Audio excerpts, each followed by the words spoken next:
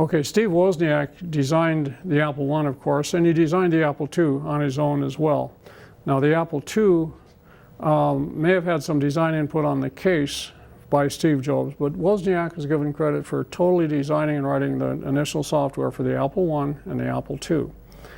Here's an Apple II painted black with a Bell & Howell logo. It was private labeled by the Bell & Howell company.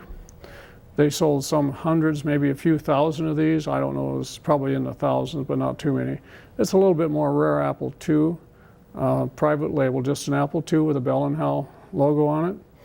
Down here at the bottom is the Apple III. Wozniak had nothing to do with the design of the Apple III.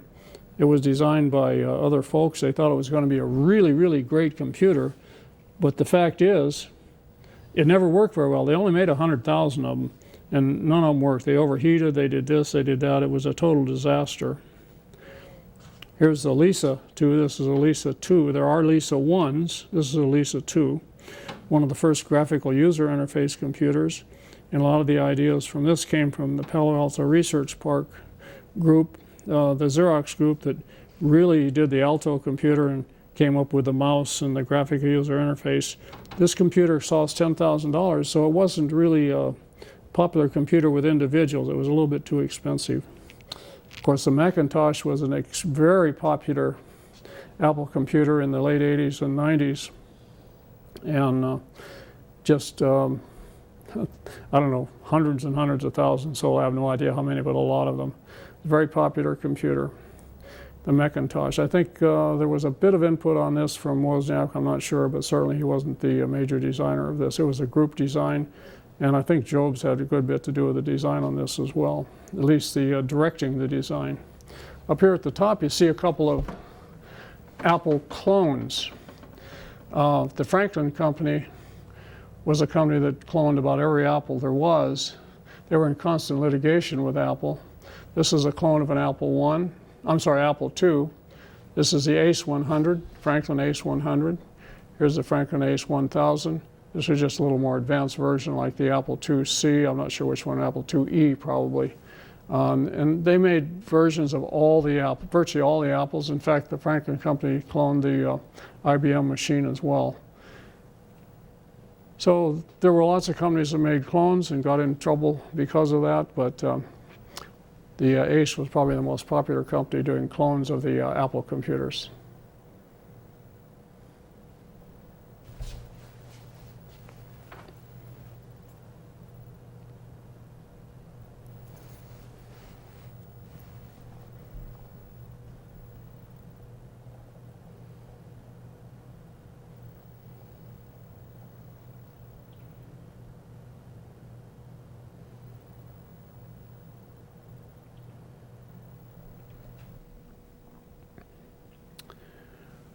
Well, the Blacksburg Group in the mid-70s, early 80s created a series of about 75 books. The book series started with Bug Books 1 and 2, and this started with Professor Roney, who was working with me at the time, and we were teaching digital electronics, and there were no good books that taught digital electronics right around the integrated circuit. So we decided it would be a good idea to write some experiments right around the chip itself. And so a series of experiments were developed, and Bug Books 1 and 2 were produced. Professor Roney did the writing in these books, and we were associated with them in many ways, including finding the first market for the books. There were no market to start with. We self-published the first books in Blacksburg, and we did sell them eventually to E&L Instruments to market, along with our outboards. And I went one time to Howard W. Sams to see if they'd be interested in these books. And they said, no, they weren't really interested. Well, the books started to sell really well. And about a year later, I went back to Howard Sams, and they were very interested in publishing the books. So we made a contract with them. It was sort of a master series contract where we were the series editor. And like I said, as a result of that, we created collectively with about 31 or so writers, and Chris and John Titus and myself and Roni initially, and then Roni had some disputes with our group and dropped out. And we created collectively with these writers about 75 books, and you see them down here in front. There are all kinds of books dealing with microcomputers, digital electronics, and electronics in general. We don't know the exact number sold, but it was well over 1 million in the late 70s, early 80s, and Howard W. Sams gives our group credit for creating the computer book business for them. And of course it was very good for us too. We were paid a nice royalty for all these books, and it worked out really well. And we had a lot of hardware, computers, teaching stations, and so forth that went with some of these books. Along with writing the books in general, we private labeled some of them. Here's one we private labeled for Radio Shack. Radio Shack sold a number of thousands of these books. It was just repackaged for Radio Shack. I was in Italy in 1975 to the first microcomputer conference in Italy, or in Europe for that matter. I was in Venice, and I got to meet Dr. Ryachi Mori from Japan, and he, I was telling him about the bug books, and he said, well, we ought to translate those to Japanese. And I didn't think too much about it, but by golly, he did translate the first 2 books into Japanese, so we have a Japanese version. We also became involved in some Italian operations, and I think about 22 of the books were translated into Italian. And that was a nice operation. We did some teaching over there as well. As I said, we worked with various writers. The basic group was initially Professor Roni, John Titus, Chris Titus, and myself. And then as Peter disappeared from the group, it was just Chris and John and myself, and we carried on the business for a number of years.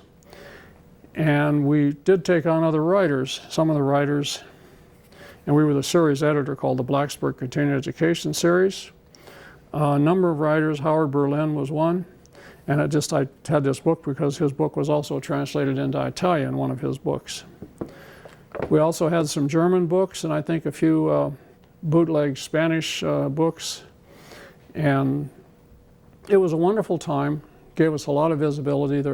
There's hundreds of thousands of engineers and technicians out there that use these books. In fact, I got a letter just 2 days ago, email from a fellow that used the books. I'm going to be publishing a blog on that back in 1975, how much they helped him and so forth. So it was fascinating to talk to all these people and to have a part in producing these books.